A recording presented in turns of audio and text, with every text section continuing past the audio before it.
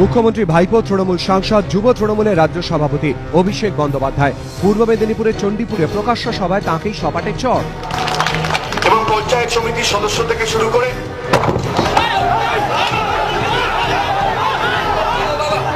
এভাবে একজন সাংসদকে চড় মারার নিন্দা করেছে সব রাজনৈতিক দলই, সেই সঙ্গে খোঁচা দিতেও ছাড়েনি তৃণমূলকে। साफ दिख रहा है कि टीएमसी के अंदर एक प्रकार का सिविल वॉर जो अभी तक दबा हुआ था वो खुले में आ गया है। তৃণমূলের ভেতরকার গোষ্ঠীদ্বন্দ্বের একটা নগ্ন রূপের প্রদর্শন আজকে সারা রাজ্যবাসী দেশবাসী দেখতে পেল। কংগ্রেসের দাবি তৃণমূলের গোষ্ঠীদ্বন্দ্ব এমন জায়গায় পৌঁছেছে যে মুখ্যমন্ত্রী ভাইপোকেও সভা মঞ্চে চড় খেতে হচ্ছে। তৃণমূলের মধ্যে আজকে অন্তদ্বন্দ্ব সেই জায়গায় পৌঁছেছে যার পরিশ্রমে তৃণমূলের যুব নেতাকে সাংসদকে আজকে তৃণমূলের মঞ্চে মার খেতে হচ্ছে।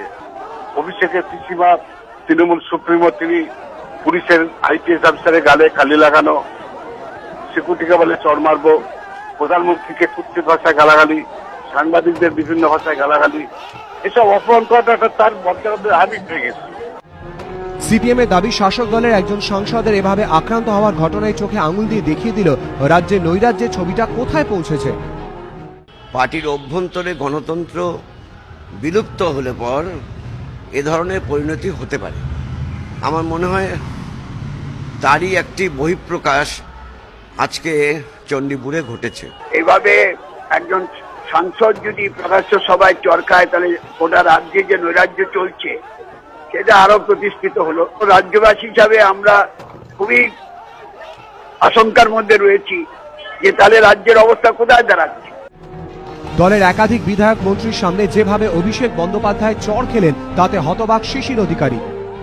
এইরকম অবাঞ্ছিত ব্যক্তি বা দুষ্কৃতকারী এই ধরনের উঠে গিয়ে হটকারী এত বড় সিদ্ধান্ত নিয়ে অভিষেকের গায়ে হাত দেয়, তো আমি মনে করছি যে একটা অত্যন্ত মানে আমাদের কাছে খুব বেদনার জিনিস, একবারে অত্যন্ত বেদনা। আমি ধিক্কার চরম চূড়ান্ত মানে নিন্দা করছি এবং ধিক্কার জানাচ্ছি।